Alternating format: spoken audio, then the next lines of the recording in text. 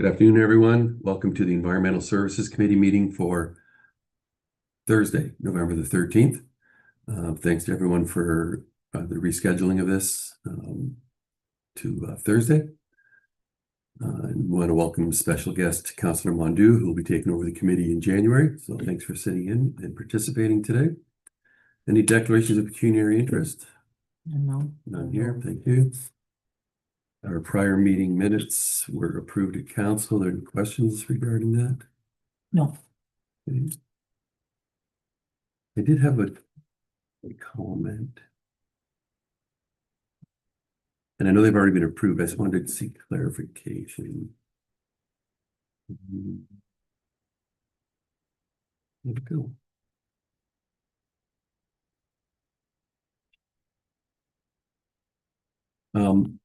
Health and safety number one.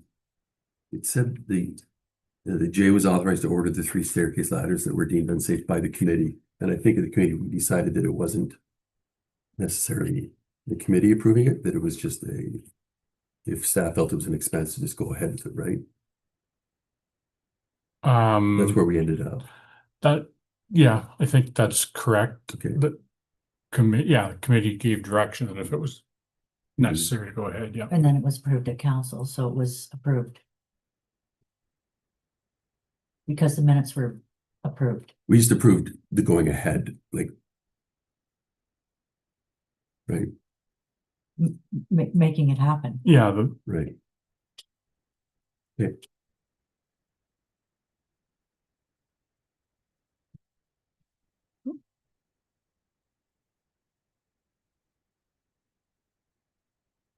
Okay, so so we have to do it with that. So environmental services monthly report. Okay, it's all yours.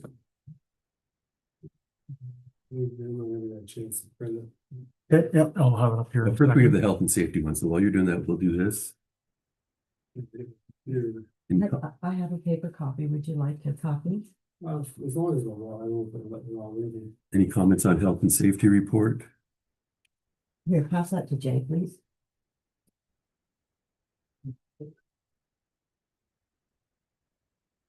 I didn't see anything that Okay. Councilor Mondu? that was new, let's say. Okay. Motion to receive and file. Under new business, we have the environmental services monthly report. Now it's your turn, Jay. All right, so updates from previous months. The digester project, we have Associated Engineer working on a report for the village for the options. I had approval and gave Associated approval to start looking at options and prepare their recommendations on some viable options moving forward. Since we're talking about the recommendation, or just do we leave that? What was that again? I would say we can leave that until, Go through the Yeah. report. yeah. And then This is weird. Yeah, there's a report further on about this, so The digester, yeah. Yeah. Yeah, we'll do it. Just we'll So work we through just it. wanted to know if you wanted to talk about it now. Oh, I said, yeah. no, leave it Yeah. after the report. Okay, so they had started working on this for us. Work management, we have 3 full-time employees.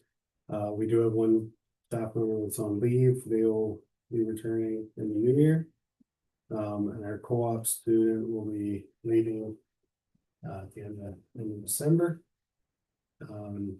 We're still looking at potential options for staffing solutions to cover some of the shortages and needs of the department. And we'll be discussing that later on. Training, all the staff, we're getting all the training that's required. Next year will probably be a heavy year on training just due to the shortages with staff being off this year. Then all our health and safety gets completed through the training matrix through the health and safety coordinator for the village. Certifications, all of our staff have all the required certifications to operate the facilities. The treatment plant, we continue to do all our tracking and work orders through our mesh work order system. All the routine maintenance and general housekeeping is getting done to make sure we're staying in compliance. The admin building, health and safety issues, they're still ongoing. At the same time, the building is progressing. Waiting for an update on where we are. We're still hoping to have foundations and permits and stuff issued and done on the building up before the hard part of winter sets in. That's the goal. Roof access ladders, we'll discuss that further on, but there was that safety issue they've all been identified as being unsafe. The north aeration tank was drained. All the repairs and cleaning are done and it's back into service. And then we had to replace 2 unit heaters in the facility at the plant, which are all basement heaters. Inspections, we haven't any inspections to report for this period. The wastewater infrastructure, all the remote access, assets are in good working condition. Working with the contractor still on the sanitary and storm sewer linings on St. Clair. They've been given all the information they requested from myself, all the drawings, all the camera work that's been done. I've sent them emails asking for an update, so we're just waiting to get an actual quote. They did tell me originally they were hoping they could pay back on a London job they were doing. That's been confirmed not possible. So it would be a spring thing. They wouldn't be able to start it before spring. To do it through the winter. Absolutely significantly more because they have to heat everything. So at the earliest we could do anything now is going to be springtime. Drinking water infrastructure, all the assets are currently in good operational condition that we know of. St. Clair Street, there's a final inspection. It's scheduled for the engineer and myself to do a walkthrough again early next week, just now that the substantial completion's been submitted. So we want to go through and make sure that we're happy with everything that's been done. The winter hydrant markers have all been installed. The hydrant flow testing was completed for all the new hydrants that have been put in throughout the village, mainly on St. Clair Street. So if the weather stays nice, we'll try to get those painted before it's too cold to do that. And then the operating budget information, it's all been submitted through to the treasurer. Inspections and audits, we don't have any inspections or audits to report for this period. Stormwater infrastructure, working with CAT on the diesel replacements at Bayview. They've been in 2 days now. They've done some work. They did a little bit of removal, a bunch of additional measurements, so it is moving forward. And I'm still hopeful that it will be all completed, if not by December 31st, shortly after. The emergency backup generator at Bayview's been installed, and we're just waiting to have the completion of that due to the grant applications. Catch basin repairs, that's just an ongoing list. As they come in, we'll get those cleaned up and try to have everything done and identified before the winter. And then again, as I mentioned before, I'm still working with In Situ Form to get the cost for the storm sewer lines on St. Clair. Our vehicles and equipment, all our vehicles and equipment are in good, safe working condition. Health and safety, just the ongoing issues that have been discussed in past meetings. Security, we have no security issues. Capital and reserve budgets, all the information for these budgets have been passed on to the treasurer to be prepared and put into the budget. And then like I said, all the requests for 26 capital and reserve as well has been submitted now. We're just waiting to review and do the approval of the budget in November. I don't have any community feedback or upcoming events or closing comments. Fair enough. Any questions at all? Mary Ann? Yeah, I just had a question about this, double catch base, double catch Double clean out. Is that something that was missed, or why is it just why are they doing it late? It wasn't a double clean out. Okay. What they're doing is this, when they had the sod people, like when they came in and Right. put all the sod down. For some reason, the sod was all laid over top of all the cleanouts.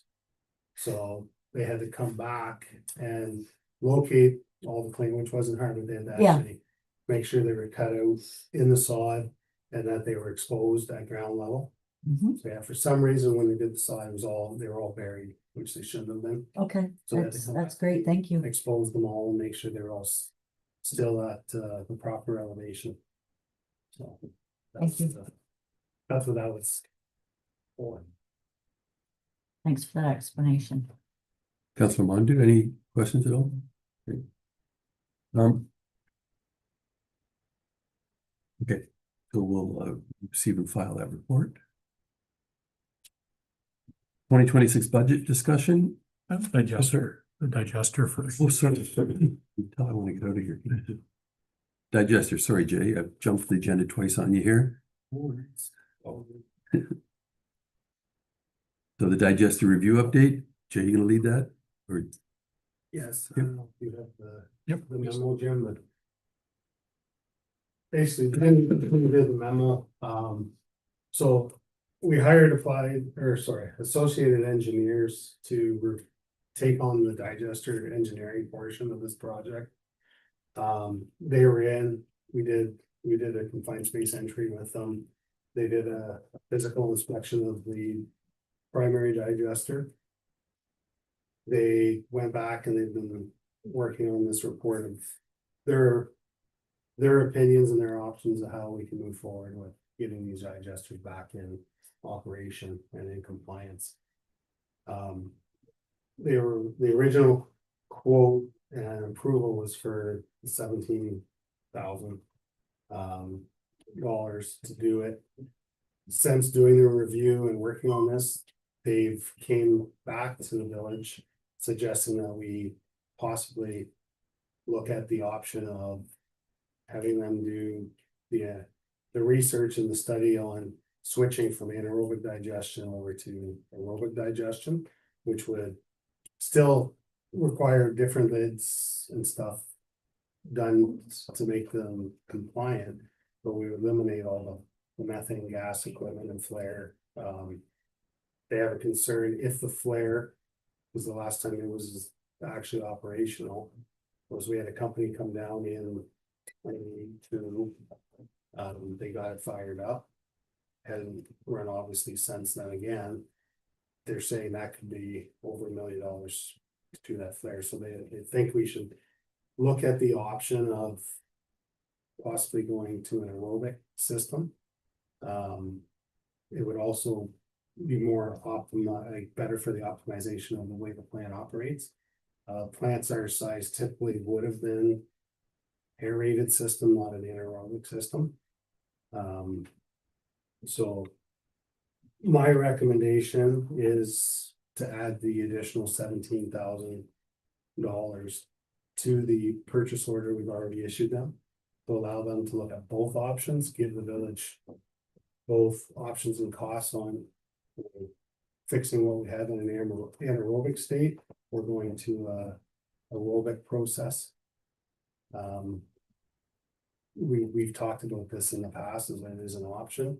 This would move forward with that and see whether it really is going to be beneficial and cost effective for the village to switch over and eliminate some of the, the processes with the methane gas and having flares and, other potential issues that might come, seeing the flare hasn't actually worked since, I believe, early 2000s. When the bridge was done, so there could be some concerns with the flare and everything under the bridge, so. I would like to give the approval if council or committee to council agrees with it, to get this read the study done and have all the options available to us. So as someone that avoids aerobics at all costs, like, can you sort of in layman's terms tell us the difference between anaerobic and aerobic? Like, So, yeah, simple terms? so aerobic is we would aerate we would put air into the tanks. So it's the bugs that are in there, everything, the whole process works off oxygen. The anaerobic system we have right now, there is no oxygen in it. The bio lives air-free. That creates the methane in the digestion, how it breaks it down. So it's basically the biological makeup, like the plant itself, the aeration tanks and everything, they're all aerated. All the organisms that are in those tanks, they need the oxygen to live and to break down the nutrients. It's basically you have one process that doesn't need oxygen, the other process does. One involves methane and all the gas production and burning. The anaerobic wouldn't require any of that. We would have part of the anaerobic, or sort of part of the aerobic would be a filtration, like an air filtration system for odor. So there'd be some kind of a scrubber system or carbon filter system that would have to be put in place so there wasn't odor issues. But it's basically just one system is using oxygen, the other doesn't. So to convert, it's not a simple flicking of a switch or adding a air input. This would be a pretty expensive transition. Either way, yes, either way is gonna be a significant. It's either fixing the existing to work or Yeah. switching this over and modifying it. And would both digesters switch over if that's the recommendation? Yeah, it would be, both digesters would be switched over. Yeah, we couldn't do one aerobic, one Yeah. aerobic, so it would have to be completely, and they're also with this study, they've also been asked to look at.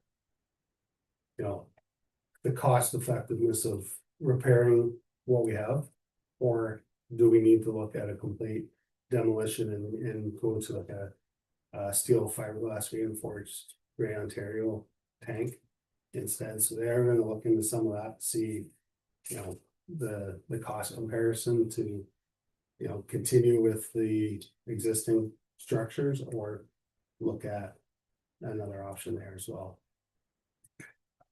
The Mary Ann?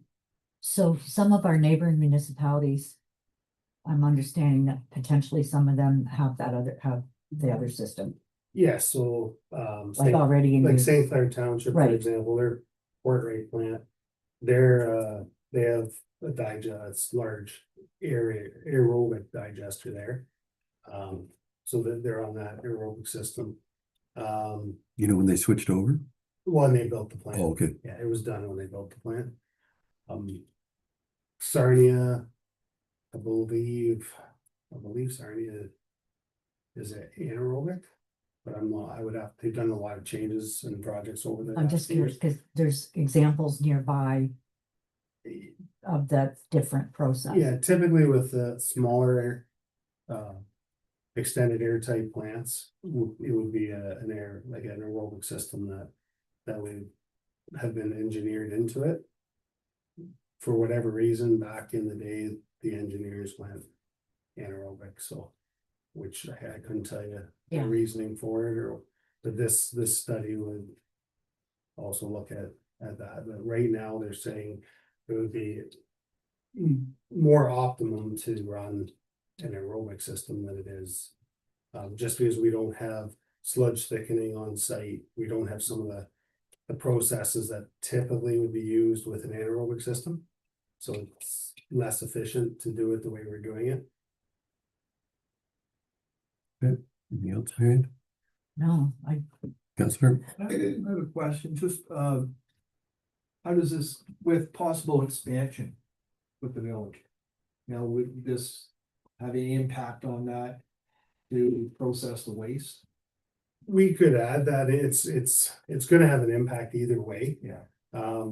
Depending on the volume of expansion that we see in the village. If all of the expansion that's talked about happens, there's gonna be major upgrades that have to be done. At the facility Besides there. this, Yes, Okay. so it would be, and we could ask them to, you know, calculate that into it. I haven't given them any of those potential numbers, but either way, either system's gonna require major changes if all the development were to happen in a short amount of time. Is the aerobic more efficient? Can it process faster than anaerobic? There is, it's a shorter sludge retention time on it. It's also less labor intensive. There's a lot less operational requirements and work involved with it, so it would be a simpler process, which would require less. Well, especially if we expand, it would require less maintenance, less just regular day-to-day testing and stuff that would have to be done. So could it increase capacity slightly going with this different processing method? It would maybe be a small increase, but it's not gonna be enough to do any Supported type of development. expansion. Yeah, understood. Not at the scales that Yeah, we've been, you Yeah. know, hearing about. any questions? Those are the questions I had, was does the capacity change at all, and can we have them build a tank, like if we went to an aeration system, can we build a tank that would, big you know, enough. Yeah. support another 1,500 residential units or something, you know, whatever. That's something we could add to and ask them to look at. Right now, with the existing, like, they're not planning on changing Mhm. the existing tanks themselves. Right. The lids. Mhm.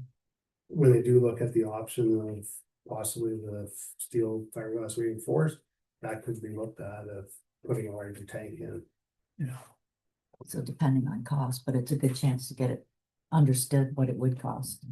Another question, if you could, with these two processes, do we have any, you know, ballpark idea is one less expensive than the other?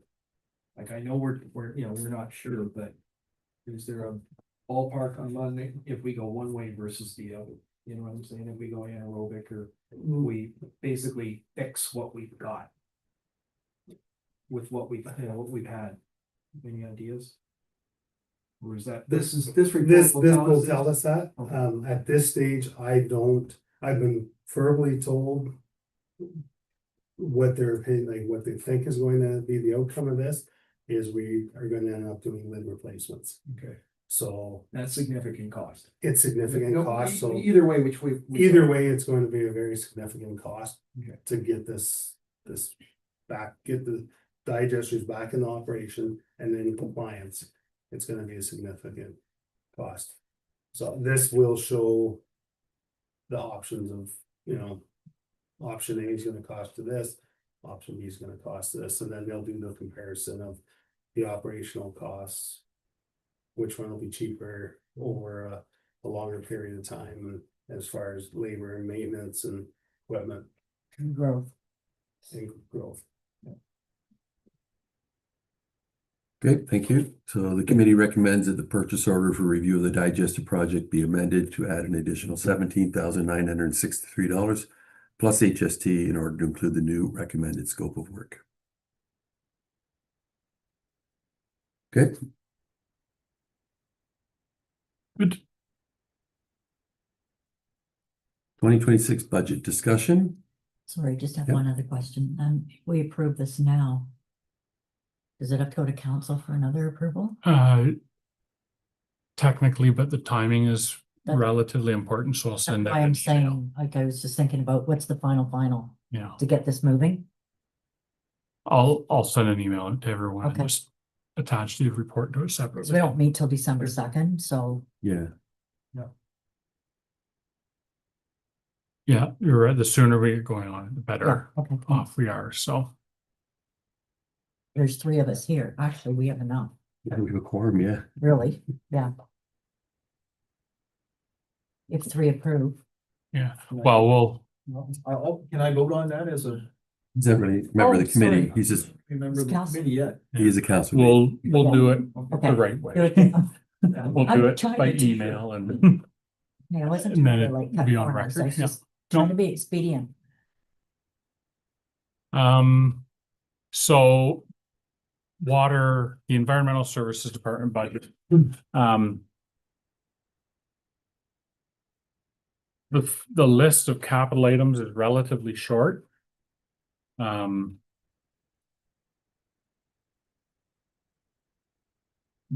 There's a recommended loan, looking into a loan to fund the building.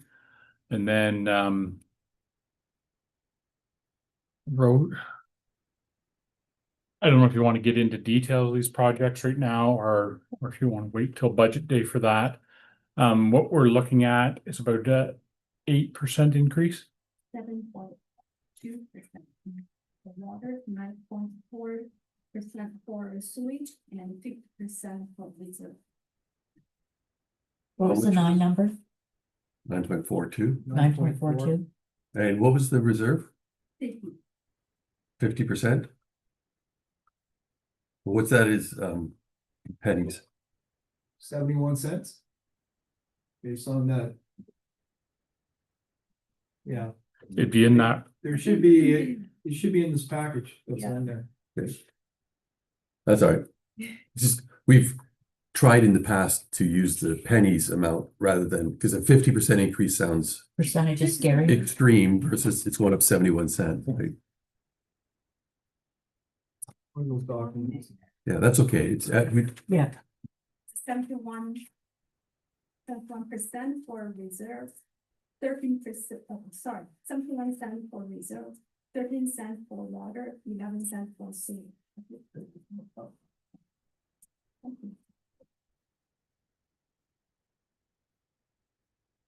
It's an increase part. We have a second page. for capital though. 7. There's a part there. For water also.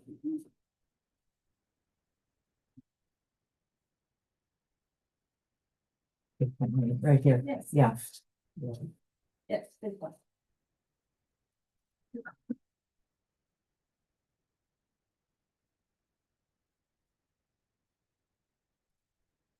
So we've got a series of meetings scheduled tomorrow. Individually, Jane, myself, and each manager are gonna go through the department budgets and see if we can find any savings. Depending on how those meetings go, we may do a follow-up group meeting, but we'll see how the initial run through goes. Just to see if there's things we can do to get these numbers better, lower potentially. Just today's meeting is kind of just to give an initial, if you have questions about one of the capital projects or whatever, the information's there. We just wanted to get it in front of counselors before budget day. So you had a chance to look over it, and if you have any questions, you could reach out to us and we get answers for you. The other part, and we struggled a little bit of where to put this, but as Jay has mentioned in a number of his reports, he's talked about an additional staff person in the environmental services department. And so he has come up with a proposal of how to make that work. And it's at the bottom of the village operating budget. So he would like to hire an employee with, what's it? My goal is to try to find somebody that's a millwright. Or Thank you. some kind of an industrial mechanic, which would allow them to do some of the in-house work that we're currently contracting out. It would also allow me to spend the time in my office doing managerial and planning work, rather than always having to leave my work to go do stuff that's more mechanically inclined and above just a typical operator's skill level. So this person would, if we could find this person, would hopefully be a red seal millwright or industrial type mechanic. So we could start utilizing them to do some of the in-house work and, maybe help train some of the current staff to be better prepared for some of the repair work. So the costs of this, There's nothing in the union for this type of position, so it would have to be negotiated with the union. But Jay has made some assumptions, and the cost would come to about 126,000, about 127,000, including all benefits. So the method we've come up, and this another thing that Jay has talked about for a long time, is putting in charges for storm services. So right now, we don't have any kind of charge for frontage for storm sewers for anything in the village. So Jay spent some time going through our all our property lists to separate them out into residential, small, large, commercial, and then high density residential and condos. And he's done a little bit of comparison work with other municipalities that have this type of fee in place.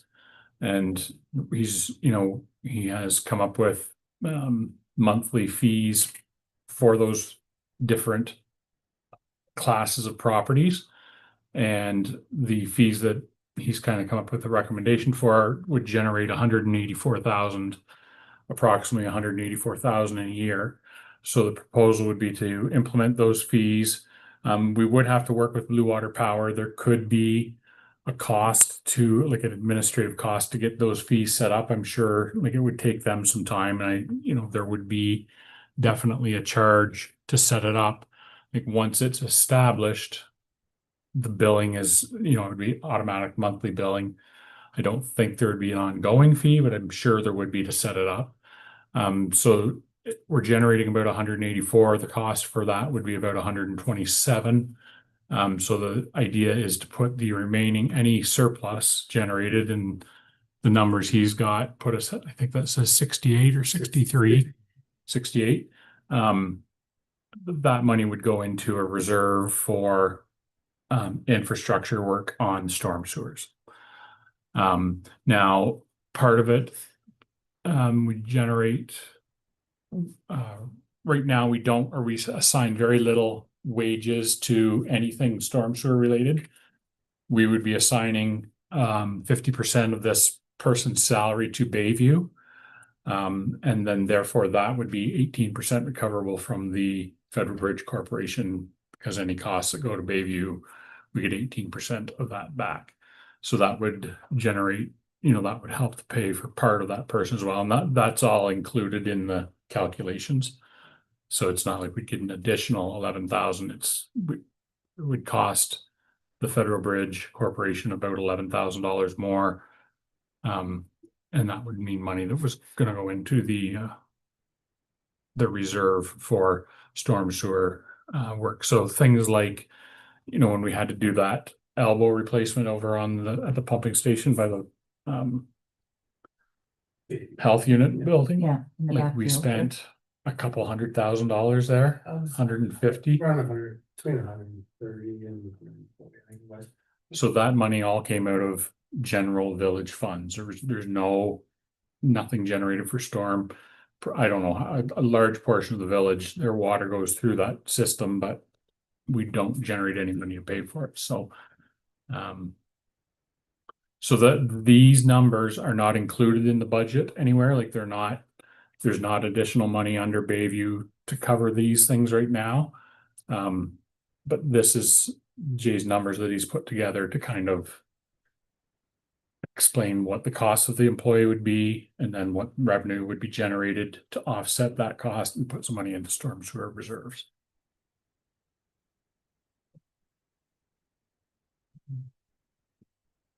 Any questions? So I'm just not understanding the role of the person. Like, are you hiring a red seal, or are you hiring a water person that has additional red seal It will be a water person with. with the red seal? And if we cannot find somebody that already has existing water, then that's something we can get.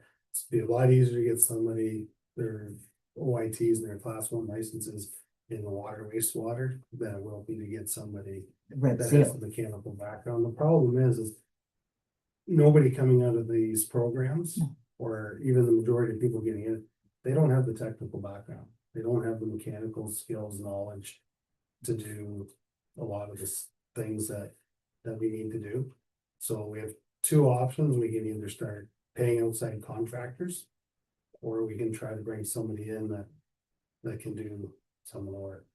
You know, larger facilities, they have millwright positions, they have electricians, but you know, example would be Laws, they have electricians on staff. Yeah.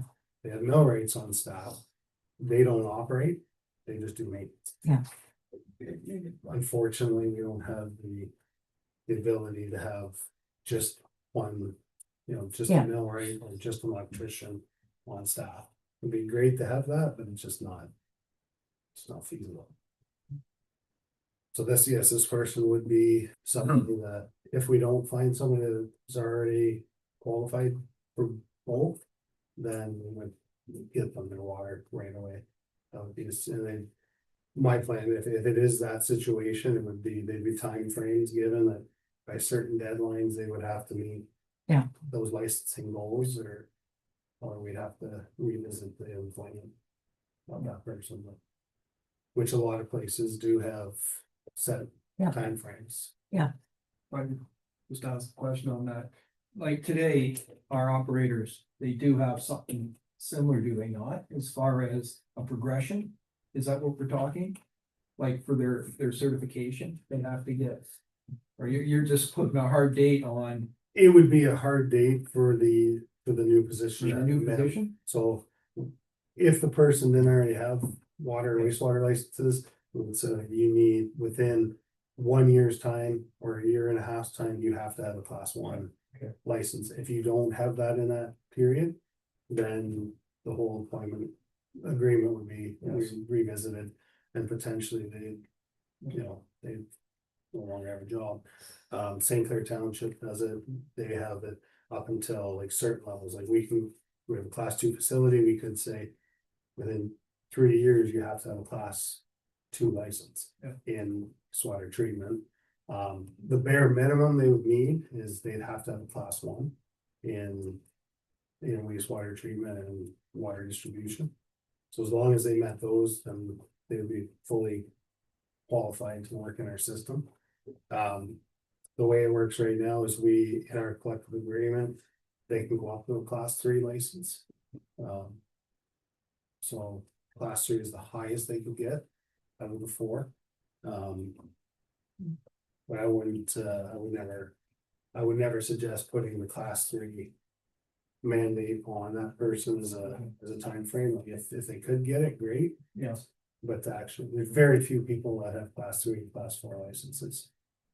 Anymore, and it's getting harder and harder for people to be able to obtain them. Well, this individual, would have to keep up with the technical side as well. Yeah. There'd be some obligation there for training or With the red seal, upgrading, whatever. well, they have, once they have if they're certified red seal millwright, they would basically, once they're certified, they pay an annual fee for their license. So as long as they're paying their annual license fee, There's no testing. there's no No testing testing, program. That's not saying they wouldn't want to, maybe go take courses Yeah. No, on certain things, but yeah, it would just be a matter of renewing their It's license. just maintaining your license. okay. Thank you. Other plants our size, how many of them have a full-time dedicated millwright? It's hard to say. Every plant's different. I guess one thing I'd say, a lot of facilities our size, municipalities our size, they would have, I'll use St. Clair Township, for example. They have Chris Westbrook, who's their coordinator, manager, and then they have Nova, who's a full-time compliance QMS rep. So, this is where this role, by having this role, is gonna allow me to work on the managing part, on the QMS part. It's also, my plan is to have one of our current staff members start working and learning QMS. We have been written up in our reaccreditation audit for non-conformance. That there were certain things that needed to be done that got done. We just don't have the staff. When I was away sick, it was identified that there was nobody actually in the village that could replace me. In our operational plan, we show that in the absence of one of the roles, somebody else has to be able to move into that. There's nobody to replace me in these roles right now, so it's been identified that when I was away, nobody could just step into my position and continue on the way we needed to. Another example of that, with our makeup, excuse me, in our operational plan, if Jim and I were both away at any given time for any reason, then the deputy clerk would be responsible to do three different positions in QMS plus their own role on a day-to-day basis. So they'd be trying to do the role of 4 people all at once, which that's just not, it's not even possible. So with me being off for the health issues last year, we've identified shortages and needs where, you know, we are short coming on meeting the requirements of the QMS. We have till next year to resolve these issues. When they do the next audit, if they're not done, they'll revisit that. Potentially, they could take our accreditation away from us, and we wouldn't be able to operate our own water system. So there are serious issues that could become of this if we can't get the structure realigned, so that we're ensuring that people are in a position that in my absence or somebody else's absence, they could go into that role and do those duties. And then plants our size, how many of them have 5 full-time employees? Actually, quite a few. Like I know St. Clair Township, they're a little different because they have, you know, they have a whole different setup. They have more distribution, but they have a number of, I think they have 3 or 4 operators at the plant. And then they have more than that again out in the system that do both collection and distribution. Now their operators don't leave the plants either, so their operators aren't doing collection and distribution. Sarnia, a lot bigger, saying that they have different groups, so they have a large number of staff. They have full-time mechanics and stuff out at the Sarnia plant. They also have a complete different crew for water distribution and collection and pump stations. You look at every municipality is different. Depending if it's Aqua, they run Brights Grove, but they also have, you know, they have different amount of staff, but they have people that go to other municipalities. So they're not getting it's not the same level of service as we get in the village. Here, if somebody calls today and says, I need my water shut off, we go and shut it off right away. Other municipalities, you can wait, you might wait a day or two, or they might have to wait for somebody to drive from an hour away to come back and do that. That's them though. Like, that's just because of geography that they have to wait that long. it's the We way don't they have that. staff things. They staff them at the bare minimum. So if you're willing to staff at the bare minimum, there's obviously decline in the level of service that you're gonna be able to provide. We do have that every day. We get people calling in and they want their water shut off, and they have plumbers in. They'll ask us to shut the water off. People have to leave, stop what they're doing, and go over to shut the water off. And depending on what they're doing, it's just not a matter of walking away from it. There's a whole process that you have to go through to get started that job and stop that job. So this would allow us to have more flexibility and somebody being able to continue doing a job they're doing, and somebody else, you know, might be able to get away and do that. You're saying we shut people's water off every day? Quite a few days. There's a lot of days we'll get people, every time there's a sewer backup, blue water plumbing, none of the plumbing. But it's not like Yesterday. not like daily, like you said. There's quite a few days Okay. that we get people with backups. We get people who want, you know, their service shut off, or they have a complaint. We have to deal with it. There's more often than you think. The locates are starting to be more and more locates every year. It's just, it's more upkeep. We have to keep refreshing locates. It's all time that staff have to try to juggle. We don't have a lot of, so we don't have a lot of free time. Mhm. You know, especially with this last year, it's been a struggle. Being shorthanded and people are making sacrifices to make sure that we make it through, but it isn't easy. And I can assure you it's weighed heavily on our staff. So the stormwater charges we've never had before, some communities have, you're proposing we introduce a $5 a month charge to every residence for Yeah. stormwater management and going as high as $200 a month for or $1,000 or $200 a month for a higher density property. Now, that's not based on square footage, it's just based on your classification. I tried to base it off, when I did this, I tried to base it off of square footage for the most part. I did speak to the county, trying to figure out how accurate the numbers in the information I was given were as far as lot size. They told me some of it would be, there could be a potential for some inaccuracies in that. So with the information that I have, that's how I split it up. The high density condo, so like Venetian Village, Mariner Village, what I did with that, I took the approximate number of units. And I tried to keep, like, if it was an individual unit, I tried to keep that somewhat in the same fee rate as what an individual home would be. They're gonna pass it on to the individual, so if there's, you know, if you own a piece of property, it's $5. If you own a condo, it's $5. I didn't think, you know, to charge a 60-unit building $20 a month just didn't seem appropriate. Yeah, I also look at the actual ground coverage. So almost all of the larger commercial and the high density stuff, there's very little grass cover. It's all pretty much hard surface. Therefore, pretty much everything that lands on the ground is gonna go through our system.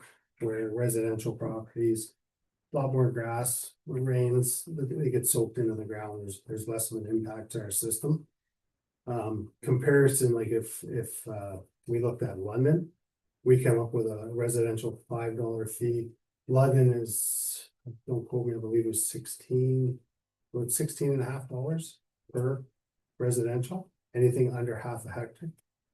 And then if it was over half a hectare, it went up substantially more.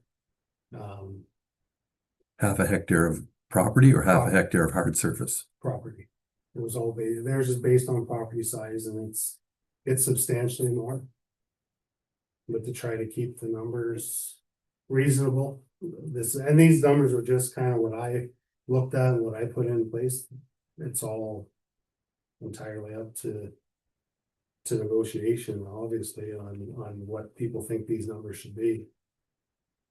The only thing that's driving the introduction of these fees is hiring an additional person at the plant, right? That's what's sort of driving it. I know you've talked about it before, but I've talked about these for 10.5 years. Yeah. I've been here since I've started here. I've talked about this. This has been a problem with other municipalities that I've worked in. They've had zero revenues for storm. Work needed to be done, nothing ever got done because there was never a revenue for it. So it's been talked about for years. This just, by introducing this and having the need of employee and having that ability to put, that's, you know, that's $68,000 a year. Last year I asked for, I asked for $100,000 to be put into stormwater reserves. That was taken out by others. And never made it to budget day to be considered, so I've already been asking for a reserve to be started, and it hasn't been done. But we've managed stormwater as part of the whole, like, sort of sewage side of the business, Yeah. right? when we have to repair Bayview or whatever, where does that come from? That comes from tax dollars. The tax dollars, And okay. there is no there's no reserves for it. So does this remove it from the village budget? No, this would be still the village budget. Oh, okay, will this employee not be part of the plant? Yeah, yes, it will. So, And existing right now, the wastewater and water department are subsidizing the storm right, system. Yeah, that's So what we're that's already what I meant. subsidizing the storm, so this would basically be a cost to the storm system, and it would be shared. But is So- there an offsetting reduction to the village budget? Because we're gonna be having $68,000 towards storm management, rather than us putting money into Bayview. So I'm not. No. No, like this money that we generated, the $180,000 would be a revenue in, To an wastewater. additional revenue. Not to to storm, like the stormwater accounts are all part of the village budget. Right, It's managed by Jay, but it's part of the village budget. Yeah. So it'll come in as a revenue under stormwater, and then there'll be additional expenses. We're looking at charging a full staff towards storm, Yes. like to the So- different, there's three Yes. different. So between the weekly checks, catch basin work, sinkholes, nothing gets put in, all the hours that I've put into capital projects over the year, none of that ever gets captured, so that's all funded by the water and wastewater department for the storm department, mhm, we'll say, so my time's not being captured, so this would be to actually allow for all the time that both operators and myself are working on storm related stuff, that would balance this out. All the work out in Michigan that was done, that was all storm related. None of our time, that was all funded out of water and wastewater. This is going to bring a balance back into that.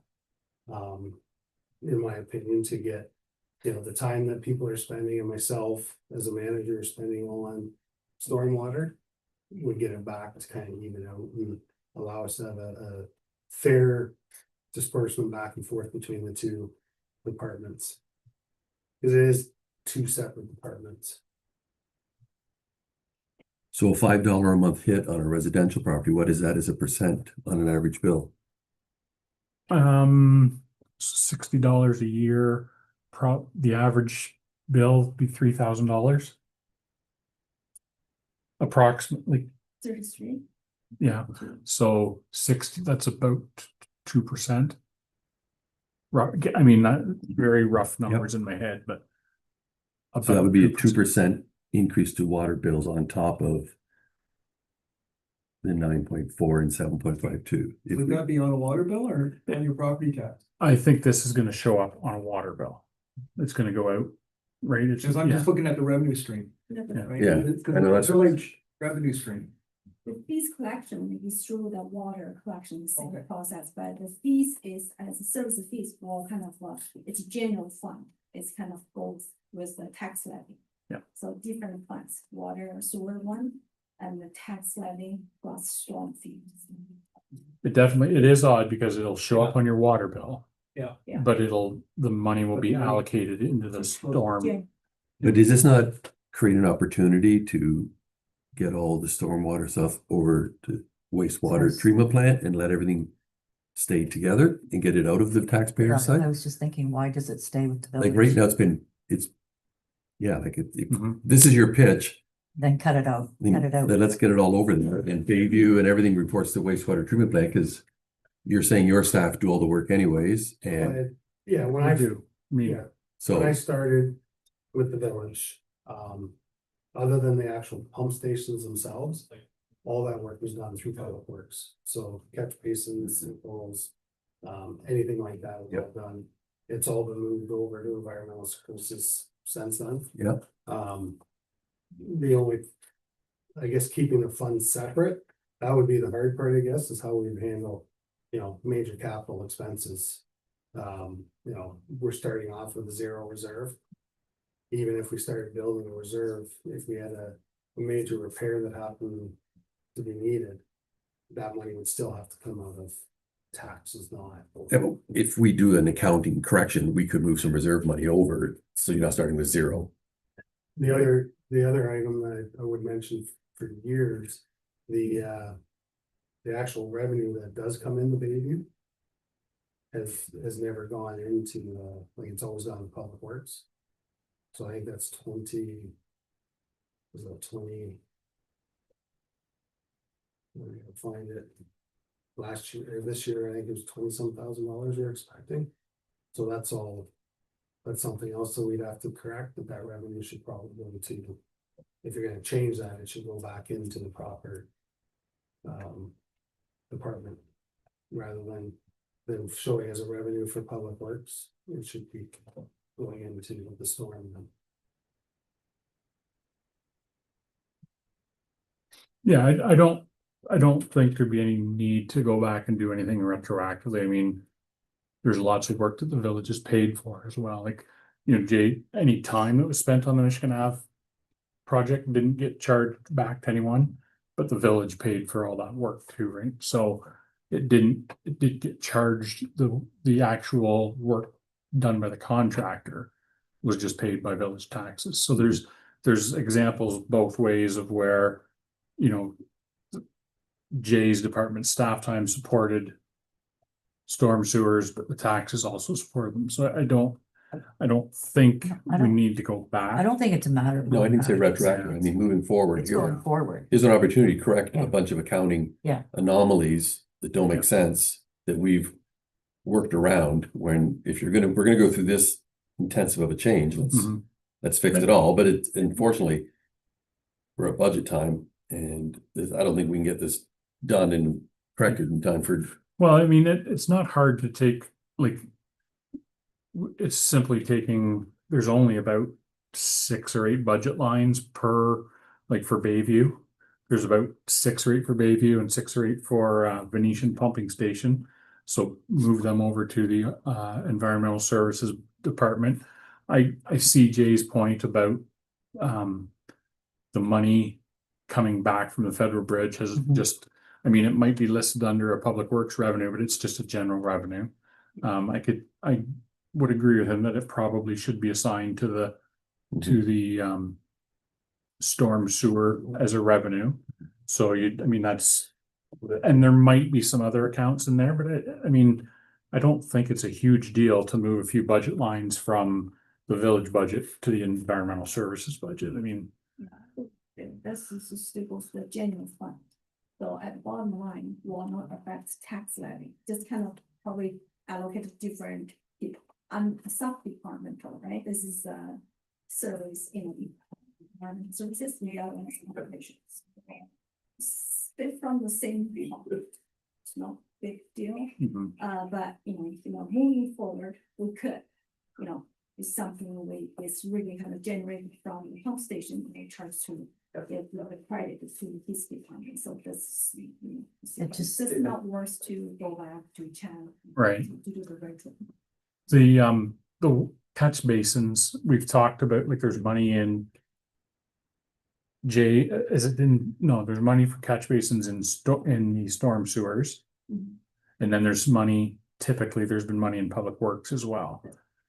We've talked about We call it- merging those. I think it's I asked him, is a one project or it's a different project? But probably use probably the same location or similar project. I think you have. Yeah, so Cleaning up. the portion of that, like my account that I take care of as far as catch basin and sinkholes. That is, if catch basin, if we have a sinkhole or a damaged catch basin, we have to do the repair. I take care of all that.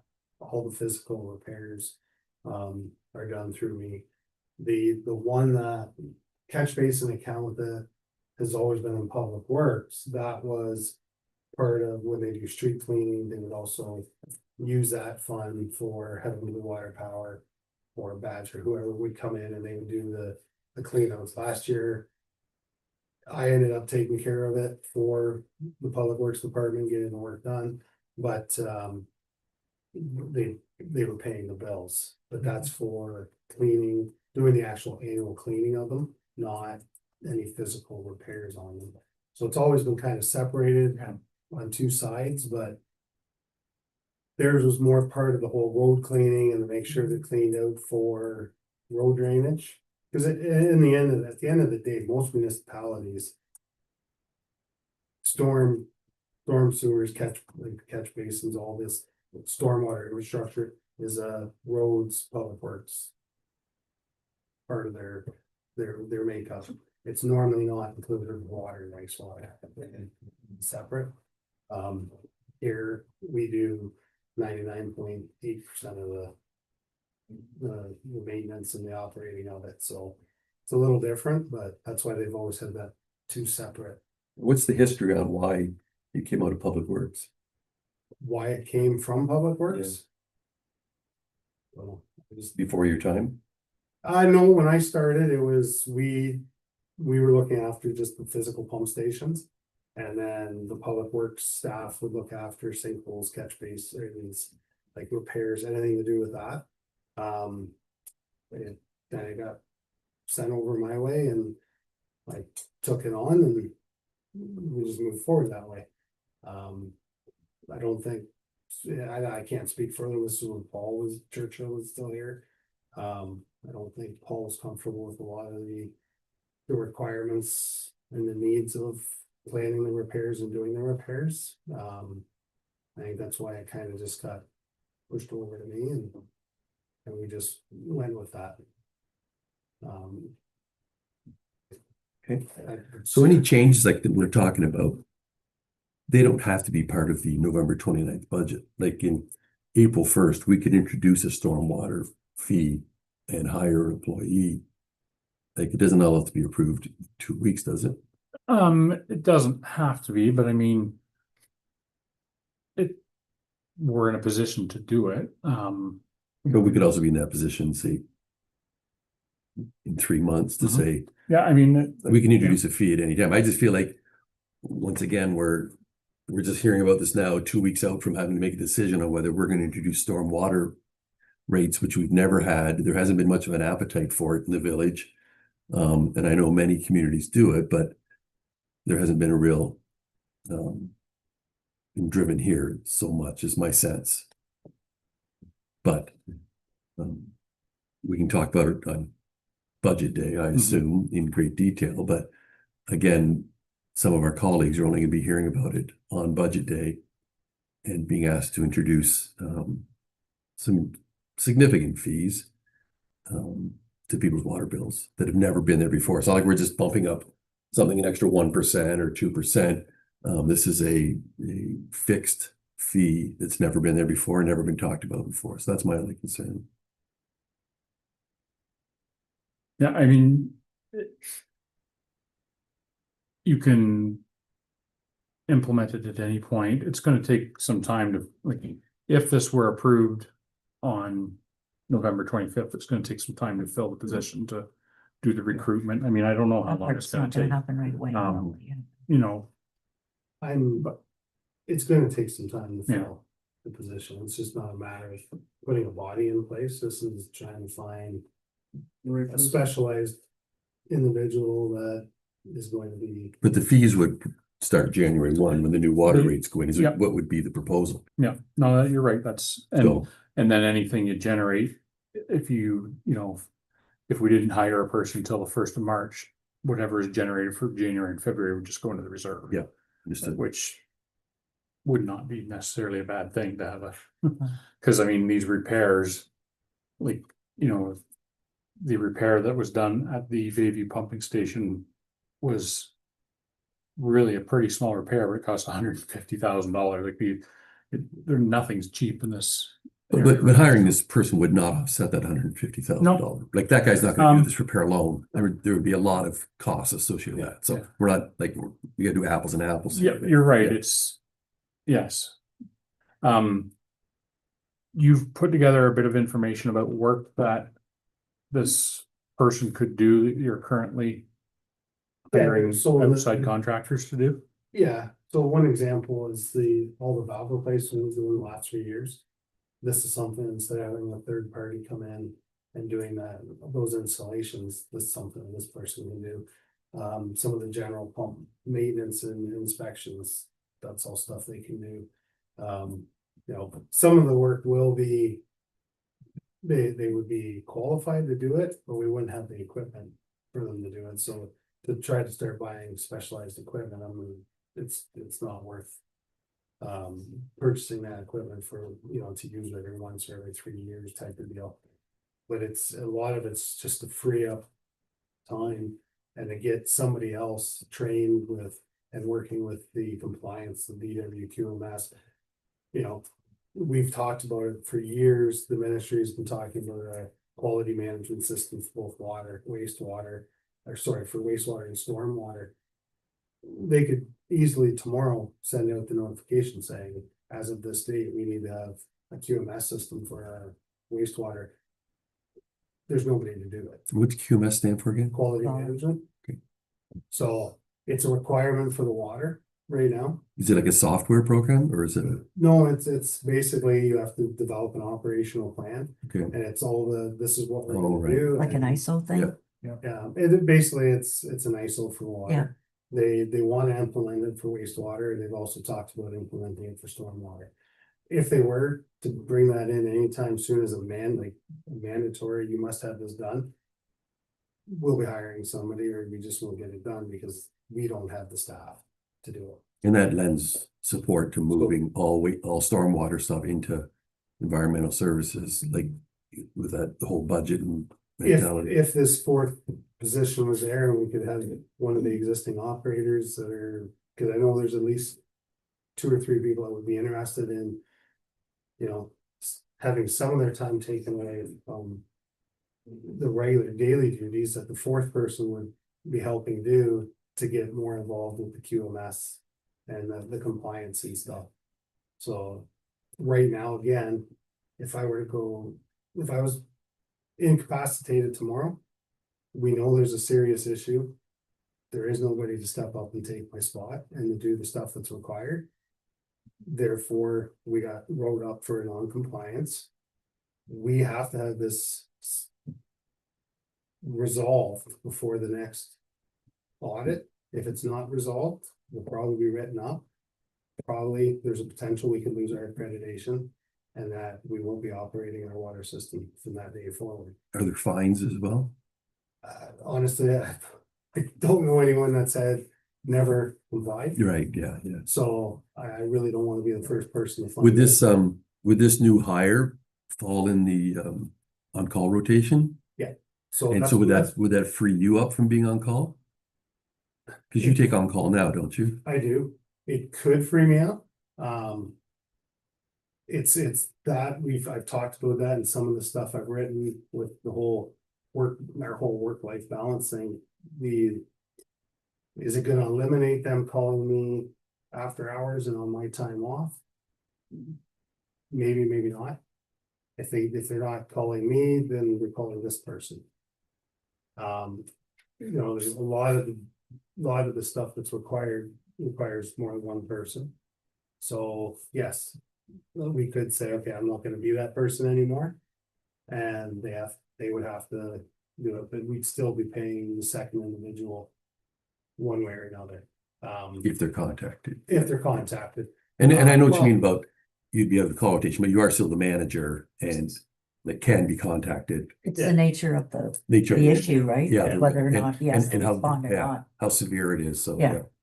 We Whose have skill had- set? We have had some discussions in the department. I spoke with the CIO about it. How Public Works went to a new system with an on-call and a standby person. In the collective agreement, that could be potentially further down the road brought over to this department as well. So that would give people more of their work-life balance time, because right now, people are on call. They need the additional help. It's typically me that gets that phone call because the other people, especially this year with only, 2 operators. It's trying to get that person that disconnect from work. So it's not. And can they not call the public works on-call person if it's another set of hands to help? Yeah, it's typically not just a set of hands though, that's the problem with the water and even the wastewater. To do any operational changes whatsoever, they need to be licensed. That was discussed in the past with the whole, you know, with the public works staff Yep. not maintaining their licenses Yep. and everything like that, so. People are getting compensated, but aren't licensed, so they're no help to us anymore Yeah, as far yeah. as operations. Yes, if it was just a matter of I need somebody to help dig a hole or carry a piece of pipe, that's one thing. But if they have to go operate a hydrant, if they have to operate valves, if they have to make any adjustments within the wastewater treatment plant, they can't do it, Right. so. Okay. Unfortunately, that's just. Those are the rules and you can't go outside of them. Well, I'm gonna ask the question. If we're, next audit, we're not compliant. Worst case scenario is we can't operate that plant, No, we won't be able to operate or distribute water and distribution. water distribution. So then what is the option? Aqua, the outsourced? Aqua, Sarnia, Somebody else has to come Somebody in else and will have to manage come our in. plant for us. big one, yeah. Okay. So, It's not managing a plant. It's looking after the water distribution. oh, yeah, okay, okay. A The segment. water side, The water sorry, side. absolutely. It doesn't go near the plant, so they would just be responsible for valves, pipes, water quality testing. Yeah. But the plant would remain as an independent and run by Yeah. our staff Yeah. until it fails the compliance, which potentially could happen. Yeah, the wastewater would be completely standalone, it would just be drinking water.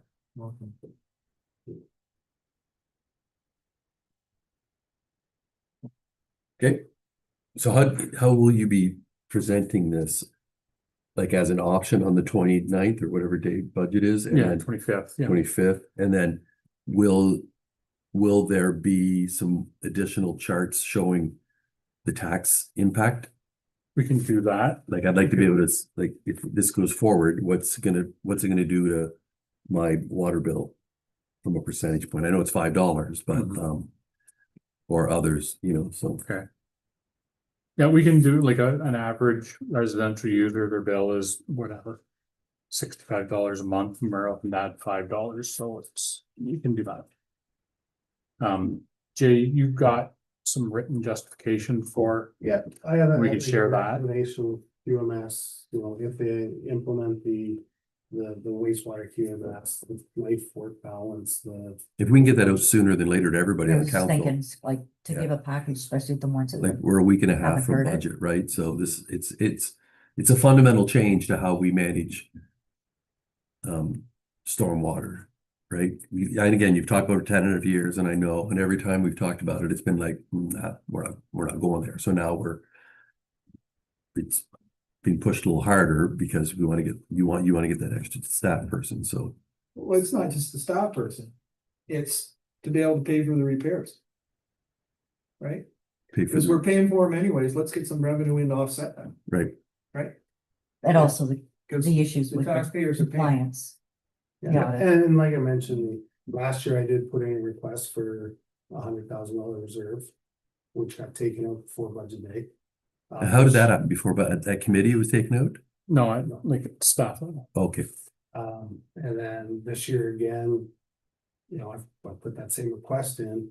If this was to go forward, and if, you know, if we leave the numbers, these are just my suggestions, so. They can be, obviously, they can be set wherever council decides they want to set them, whether it be up or down, that. You know, this would be replacing that request for that reserve fund to. so we'd be 70% towards your reserve fund. Basically, Generating it from this We're gonna program. generate it here, so. So why not give us a chart where small commercial is 25 and large commercial is 250? And let's see if we can get to more of a $100,000 balance. Right? Yeah, that's. And do then, that. and then you're not gonna come back to us later to say, I need an extra 30,000. Well, and the $5 was a suggestion. Yeah. Right? We Doesn't could go have to, we could go to set, so. There's a way to, Like, juggle. like maybe you guys can bring us where it says fee, 3 options, right? 750, 25, 250, maybe a little higher, and then how much of a balance at the end of that, and then like if we can set it up so that it creates that $100,000 reserve and it's there, then let's aim for that as a target versus, okay, now we've done it, but now we're short 30,000, right? So, and this reserve would be storm sewer reserve only? It would be a it would be a storm sewer reserve. With that being said, council, Yeah, we you can know, move something it. came up, council decided We we need need to that move it. money. Need more fire trucks. That Yeah. could be, Oh, you know, you can take that money and move Yeah. it around. if an emergency comes, you Yeah. get it from I mean, somewhere. A good use of it would be catch basin repairs. Like Right. they're, catch basins are a big part of storm sewers, so, you know, we budget. But that would 50,000 a be- year, Yeah, so, I mean, you But then- could. yeah, This, but we already budgeted that 50,000, so to take it out of reserves is sort of like robbing from Peter. I guess one of the things you look at is this potential $100,000 could help cover the cost of the sewer lining. At least like the storm sewer portion of the sewer line Mhm. that needs to be done. We don't have that number yet, There's a silver lining. you know, so. Somehow we're gonna have to come up with the money to Yeah. cover that work. Mhm. This could potentially fund that. You know.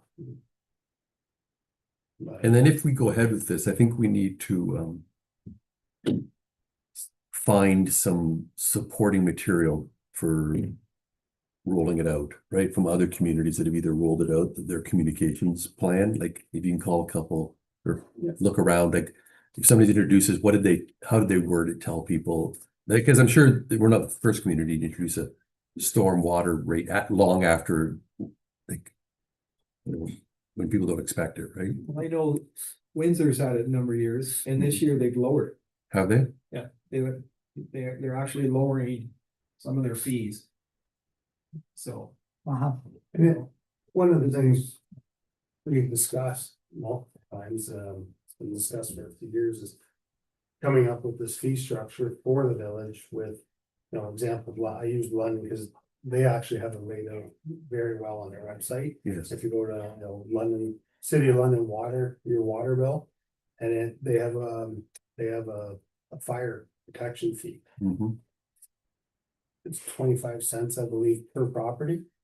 Towards, that's to help cover, Hydrants? well, the hydrants, the maintenance, because it goes to.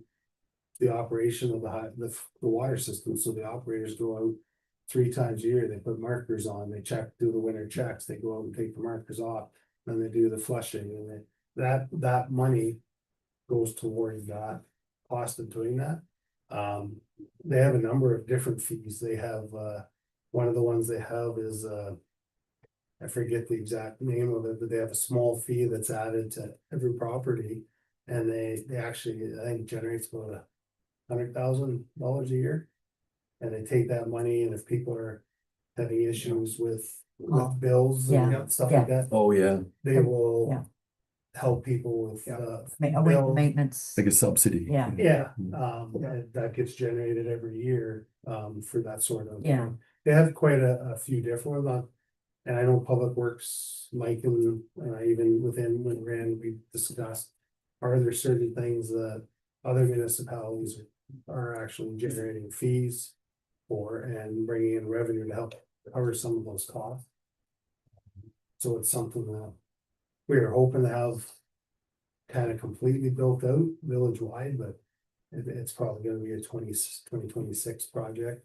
And looking at it down the road, you know. 4 different things that different municipalities charge for. It's just, it's a user pay system that, you know, the costs keep going up and we have to somehow. Develop a revenue to cover the costs. So. It's the logic in having the fire department fee makes sense. Even if it's 25 cents a residence to maintain and sustain operations of a fire hydrant, right? That there is some Outside their home. yeah, very good logic to that because we count on that, we rely on it. We've just always paid it out of fees, but if that money, but again, it comes back down to how do you make sure that like, if I'm gonna pay that money, I wanna make sure it's going towards my fire hydrant, not just into general revenue and Yeah. then the water department just gets bigger, right? Cause we're doing it right now.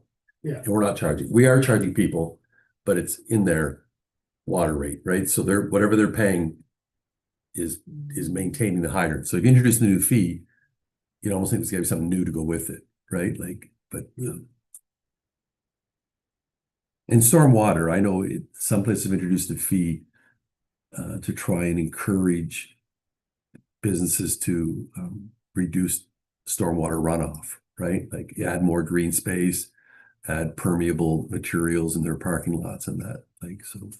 But they don't realize the savings if they do that, because we're a flat rate fee here, but. Okay. So what are we doing with this? So I think we would like to include this in the budget, so put in a line for a staff person, a full-time staff person charged to the storm. It'll be split between Bayview and Alexandra. We will put in an amount, probably based on these numbers. We'll have the revenue of 184, we'll have the staff cost, we'll have contribution to a storm reserve. That's, I think, what we would like to do, and then we can present options there, like if you see what, as you said, we raised the per month fee to $6.25 and $2.50 and whatever, like we can come up with a few options and show the cost of that employee is not going to change. The contribution to a reserve is what's going to change. So if on budget day you choose to go that way and you choose to go with a different rate structure, we can have the numbers determined, and it's simply going to be a matter of either we're putting $65,000 into a reserve or we're putting $90,000 into reserve based on what monthly fee we put in place. So the staff cost is not going to change, right? It's a fairly fixed cost. As we said at the start, we don't know for sure what it's going to cost to have this employee. That's got to be negotiated through the union still, but Jay's he's done a little bit of asking around, and he's not just picking a number out of the air. It's an educated guess at what he thinks it would be. Put that there, and if council chooses at that point and to not do it, then it's not a difficult thing to take out of the budget either. Are we comfortable with that approach, or would we prefer the budget be presented without this? And then we add it on budget day. It's sometimes, if it's there, it's assumed it's there. And presented as an option after we set the environmental services budget, then we say, okay, now we have an option to add all this, or do we want it already buried in the budget? And then I just think we got to be prepared. In fact, that introducing stormwater management fees are not going to go over well, I don't think. Personally. Well, but as you say, it's 10 years of asking. Yep.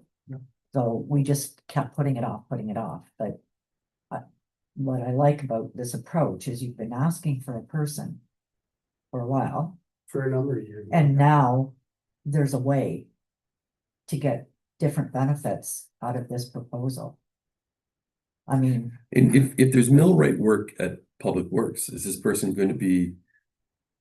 There's no reason they couldn't go do stuff at other departments. They could potentially. the red do- seal, Yeah, so they could, like, if there's a problem with, like, I don't know, I tried to check, see what a millwright's role is, but like, when it comes to hydraulics, is that a millwright's kind of work? I describe him more as the kind of a jack of all trades, expert in none. Yeah. So they kind of have just a really broad knowledge of many different things. Are they, specifically, a diesel mechanic or a hydraulics expert? No, but that's been talked about too. Like there's different questions. Like depending on what they do for service and some maintenance stuff. I guess they could go over and do some of the stuff. Depending on what it is, and what equipment it is. If it's truck related, then absolutely not. You're not gonna work on something that has to be a 310. Yeah, you wouldn't expect brake Wait. jobs and that, but I Yeah, mean, like you gotta be careful that way. but if the plow's not lifting up and down, Definitely. you help know, troubleshoot that and possibly, But then that comes in with making the agreement with the union that it's not, they're not pigeonholed.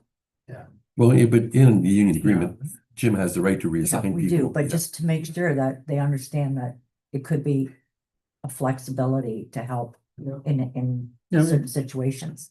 And it helps us pitch it and Right. support it, knowing that it could end up reducing some contractor costs Anywhere across else, the entire village. yeah, I think you have to be careful with that because there's situations now where we have staff that are red seal people and they don't use those trades during their daily job with the village.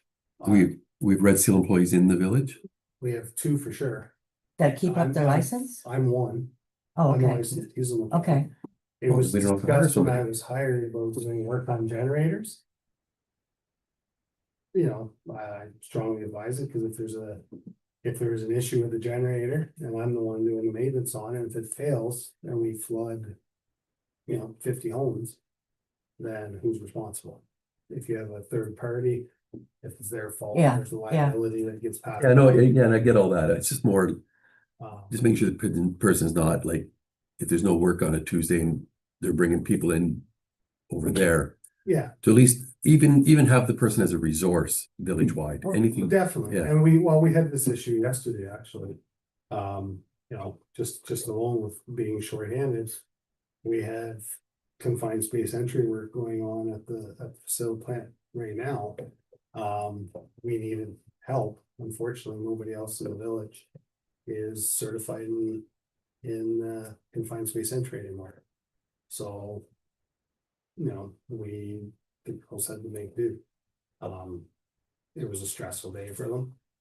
But they made it through, but Why is nobody certified in Yeah. confined space? that's a question you'd have to ask somebody else. Okay. I don't know the answer to that, and it's been discussed multiple times, but my department's the only one to do the confined space training anymore, so they needed help, and we didn't have anybody that was able to help. So Oh, your staff are confined space my trained, space, my staff. all but other departments have let it slide. And so that you no longer have support from those people that used to be able to. Yeah. And in that role, they would just be like the safety person. Well, in that role, they could, if they're trained. They could go in. They can do anything. Yeah, It wasn't a matter of operational, it wasn't operational things they were doing, it was a work related thing with contractors. So anybody that was certified could have did it, there's nobody. Hmm. And we just don't have enough people that are certified. Hmm. So. Having this additional person, they would have to be certified, and give us that extra set of hands that could do it, so. and then you also mentioned that it could preclude having to go to third party for some other work. That's Yeah. part of your savings. Exactly, and it's hard to, so I looked last year, we paid $7,000 for the valve installations that Mhm. were done, so that's one project. That was done by an outside contractor, so that would be a $7,000 savings that could have went towards wages. Mhm. That, and there's other things I'd have to go through every invoice and. No, it's just another avenue. There is savings, to put a dollar value on it. It would take a lot of time to go through the last 3 years of contractor's bill and pull out. When we could take this much labor out of this one and this much out of this one, there are savings. For me to say, we're gonna save. Every year X amount of No, I dollars. it's didn't hard, mean but- dollar, but the Yeah. potential's there. Like that is one thing, like that was an easy one, we hired them in just to install these valves, it was a $7,000 labor bill. Yeah. That's $7,000. Could have been We've done done in-house. that the last 3 years, and that project is in 2026 again, it's in the budget for. Replacement of a number of valves this coming year. That would be labor that we wouldn't have to spend for the outside contractor. That could go towards, reducing the cost, but Well, we gotta keep in mind too, that this individual is not just gonna be a full-time mechanic. They're gonna be a No, water person, no, right? no. They're gonna water wastewater. No, That's yeah, their role, yeah. and this other is encompassing in it. Yeah. So we get the benefits of another body, which we need. With our staff stressed. And then we've got the advantages of being able to do some work in-house.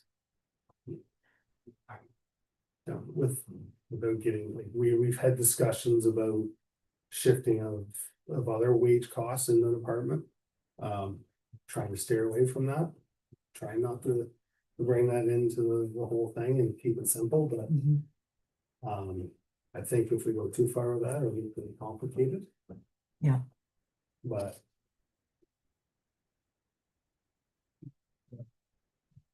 Okay, any other budget related questions then? So you are going back though, in looking to get it below Yeah, as presented. This. Managers haven't even really had much of an opportunity. I know Jay has done a little more than the other guys have. In terms of looking through his budgets but yeah, we haven't had a chance to really. And I mean, Jane has done a tremendous amount of work putting things together. But we haven't had a chance to go through it. Look and see if there's things missing, look and see if there's things that are there that shouldn't be there. Like we just haven't had that opportunity to review it as a, so there's meetings set up with all three of the other managers tomorrow. Start that process. And Sarnia reported that their insurance rates are coming down a $250,000. Are we seeing similar reductions? I Got a don't bill? know. I sent an email yesterday. We don't normally get a bill until about the middle of December. Because We were have, March. we've put in a 10% increase, just because that's what we've been experiencing for the last few years. I sent an email yesterday to the insurance company to ask him if he has any kind of an idea where our increase should, they send the bill sometime in December. I would think they might have some idea by now of where it's going, so. Trying to get Okay. and I mean, a lot of the city savings, they changed insurance providers. Yeah. Yeah. That's where a lot of their savings came from. Yeah, yesterday, I think I mentioned 1 million, but I've got my numbers mixed up and I saw it today at 250. It's still 250 significant for us. Would be a great one for. Well, Anything. I It wouldn't would be imagine, 250, but- yeah, I was gonna say the city's bill is probably a lot higher than ours, Yeah, but. I wonder what that was. Does it say what that would be as a percentage of their, I don't think it did. I don't remember seeing that. do you have any idea? Well, they changed the insurance company, they also changed the whole policy. Mhm. It's really give the kind of a reduction, that's increase as well, so it's not just kind of final number change, maybe take a more. The first deduction, so the municipality will take more risk. Yeah, It's Yeah. kind of balance. The deduct, Which yeah. one we want, we have a good Yeah. kind of good shape of the current assets, we maybe kind of take a cheap one, take cheap policy. This is which is, yeah, it's gotta weigh the risk. yeah, it's how to manage this. Yeah, well, we talked about that. Recently. yeah, well, we did it once. Yeah. it's like you're- We changed our deductible. Yeah. we Yeah. raised them. Yep, and then had a whole bunch of insurance claims. And then I'd asked about whether the stairs could be put into the 2026 budget rather than dipping into reserves. Well, there's a couple things with that. One, it's an identified hazard right now on our health and safety. So we do have a legal requirement to deal with it. I have contracts that are in 2025 for sealing the railings around the roof, so we can't get those contractors. They're asking, can we get up there? No, you can't. Oh, okay. So there's 2 contracts that are out right now that can't be finished until this is done. The annual servicing of all the makeup air units from Black and McDonald, Mhm. they need access to do that service work and that maintenance work. It can't be done. So I guess if we don't get them done and there's an issue with the heating, then we have buildings with, process and flow equipment in it. If it does freeze or has issues, So is that why we're telling people that if they Uh, quote on it, it has to be done by year end? the two, so the two unit, the one on the blower building and the one on the Schneider shop, we need those done. The one on the pump building, it's not as important because the condenser and the two fans that are up there. The condenser hasn't worked since I started, long before I started. Years ago, that was put into a budget and it was taken out as fast as I put it in. It's basically for humidity control. We don't have a lot of humidity issues in that building. We have some fans that are keeping it under control, so it's kind of put on a back burner as one of the least important things to do. So that building, we don't have to get up there and do maintenance work. So that one is the one that we can wait, you know, if it can get done, we get a mild spell through the winter and they can put it in, great. If it has to wait till spring, that's fine, because we're not going out to service, the equipment doesn't work. So we don't have to access that right away. We can wait, there are exhaust fans up there. It's a belt, Right. so, and if it does fail. You know, we can figure out how we're gonna get some air movement in those two buildings, or two sections of the building. But the other one, they require, also. But in an emergency, they can climb up on a ladder, can't they? Sorry, what's that? Like for an emergency, they can use a It's kind of ladder. hard, because they gotta climb, once they get up, they have to go over the railing, right? Right. So, The railings don't have gates to open or close. inside the cages right now, Oh, so you'd have to crawl, to do that, you'd have to crawl over the cage. gotcha. Okay. I wouldn't wanna have, I won't put my name on it, if somebody falls, I'm not gonna be the one that's responsible for that. And then you said the pads have already all been poured for them, right? So we were getting a pad poured for another project, Mhm.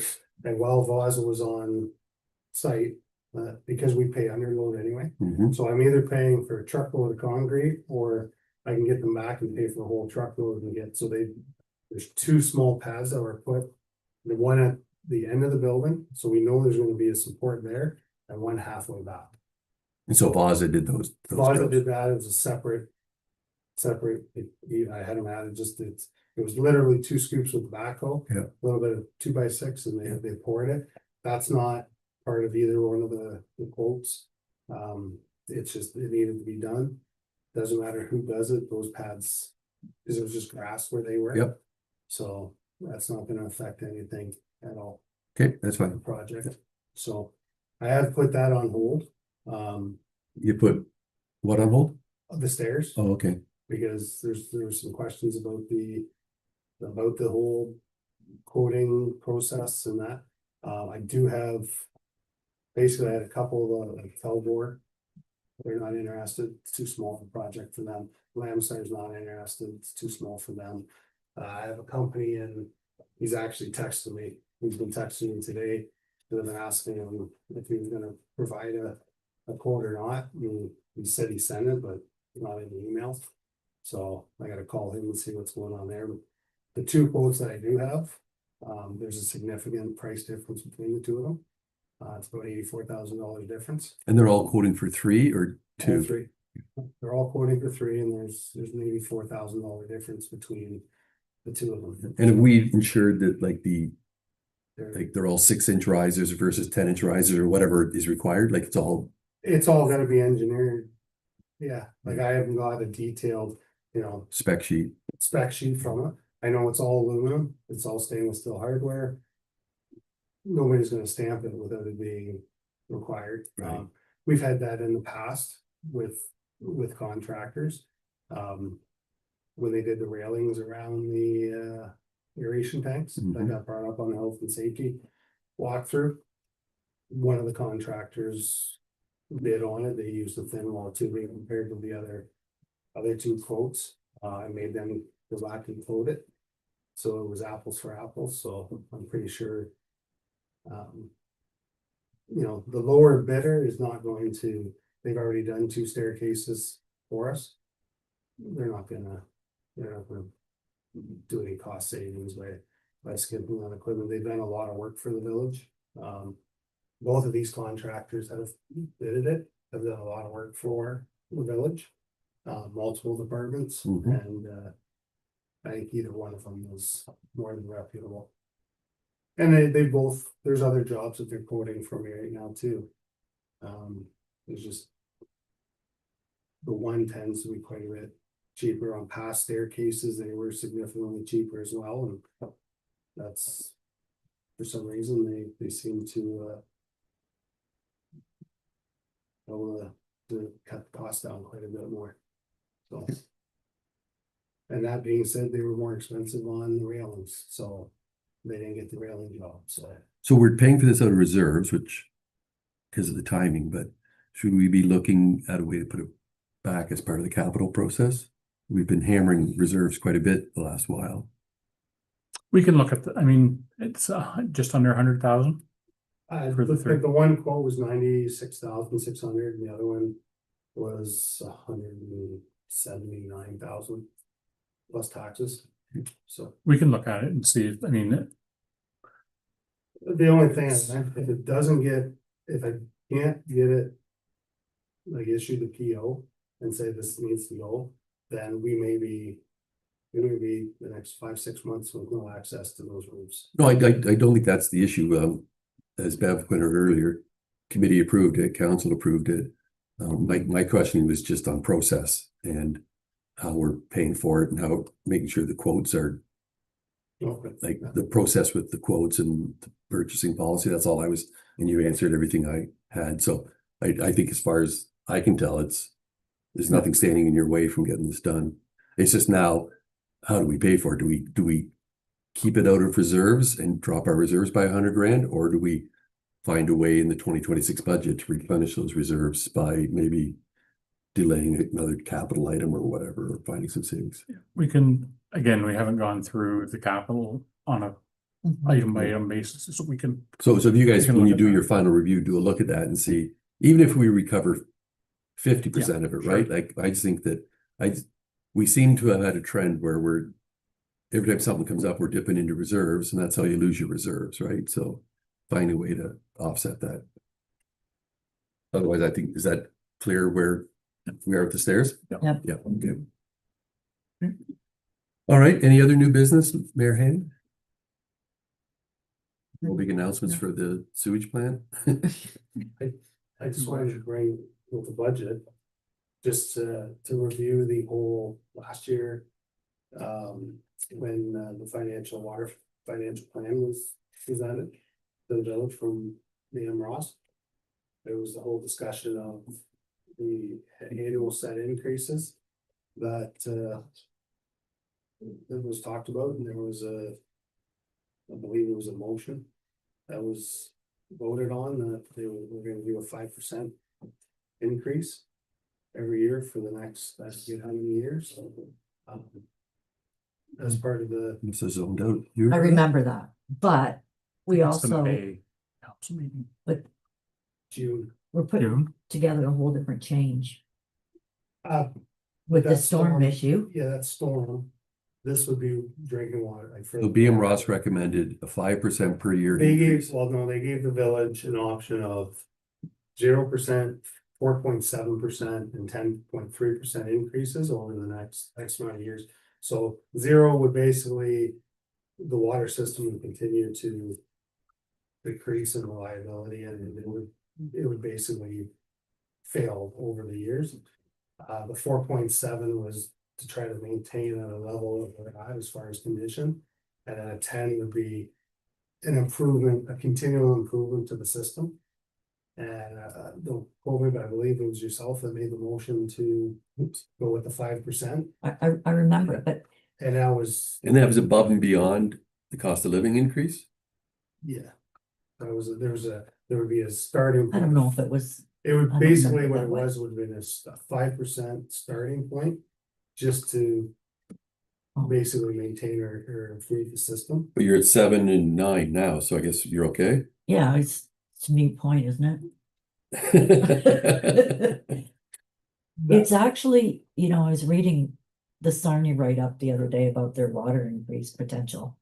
And they had something in there like that, similar, saying that we are needing to do this amount every year Well, just to maintain or something. There's one other, we haven't talked about it, it's in the budget. There was a $200,000 capital item in my budget for, the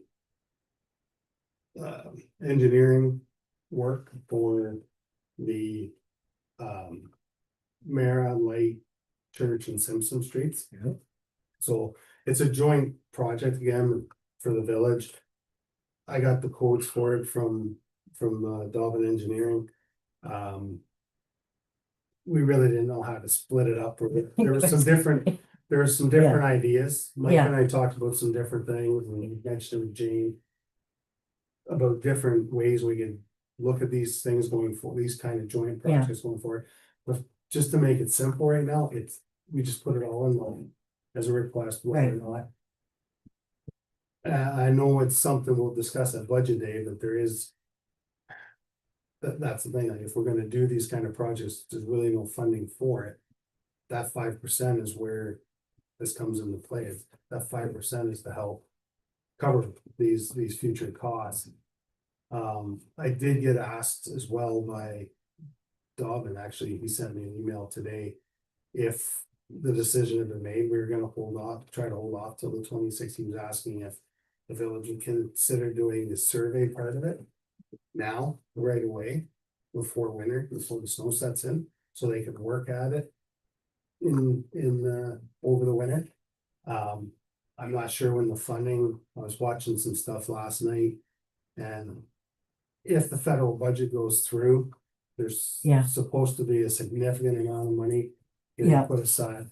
Whether or not that happens, but Yeah, the read whole it. point of this is if there is a lot of funding, it may be something we wanna consider trying to have ready. Yep. I I agree. don't know when these grants typically, the deadlines would be, but if we wanna be able to apply for any of those grants, it's something that council needs to really think about. We'd stay on top of this, because if we don't have anything done, we're not gonna probably see any chance of getting the grants. So I'm not sure. So just to clarify, there's a $200,000 line in the budget now to do the preliminary work for those streets, Yes, and it's in your budget sitting there as an item, okay? But not for the engineering study. Yes. yeah, Yes, it would exactly. be Oh, for all the streets. Okay, Would this get us shovel ready or just, This would get us to the point basically ready to go to tender. which is good? So Yeah. the only thing they were asking, Jim and I had said we would probably wait, but they just asked again if there's any more discussions as to whether or not there's any way they could possibly Yes, do the survey. surveying part now while the weather's good. it makes And sense. then they could actually, if it gets approved, otherwise they're not gonna be able to start anything until did you have April, May. a ballpark for what would this engineering study be? The engineering study Well, like, what or would just the this- surveying? The surveying, the surveying I piece? believe it was, I believe it was around 15,000, 15? 15. Sorry, I just gotta bring up the quote. so we're pretty convinced that that's our next big project, those streets, right? Like, and so I would suspect that I think as a committee, we're okay with finding the I was 15,000 to thinking get it the would survey be done. Like 50, but Yeah, that's good, 15. 15 is a bargain. And then again, if the money does come up through these grants, you're positioning yourself towards a shovel-ready Yeah, project. I think this is investing in the potential of a good Yeah, payout. it's like it makes sense to get ready. So Jen's not here, so will you add that to the minutes, Jim? Yeah. There's a recommendation that staff find $15,000 to move forward Right. with the survey, or, Because St. Clair says that's why they got that large money that they got yeah, on infrastructure for, Yeah. because they had everything ready to go and we didn't. Actually, it looks like it would be, I wouldn't be surprised if Jen was watching. oh, okay. Oh, I don't know, but. Right there, Jen. Get her laughter. Okay, so any other new business then? So if that number changes, Jay, like so not much, It is gonna change. a lot or a little, I'm just trying to read through the quote. shows you how much the delay is. yeah, People are still watching. oh, Forgot, we're still on camera.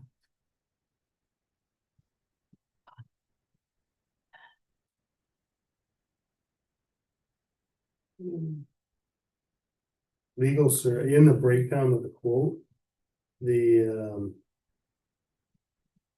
legal surveying will be initiated upon award and completed by December of 25. So they're looking at 21,000. Still okay with that number? Yeah, but maybe they don't bill till January. Doesn't matter. Oh, No, that's right. Okay.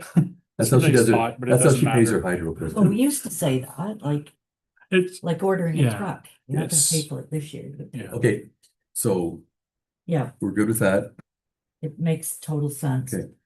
All right, and then any other new business? Councilman Mandu, you inheriting this, so. Okay, Mayor Hand, anything new? No, Okay, can't think of anything. financial, environmental service. These cards kick me out.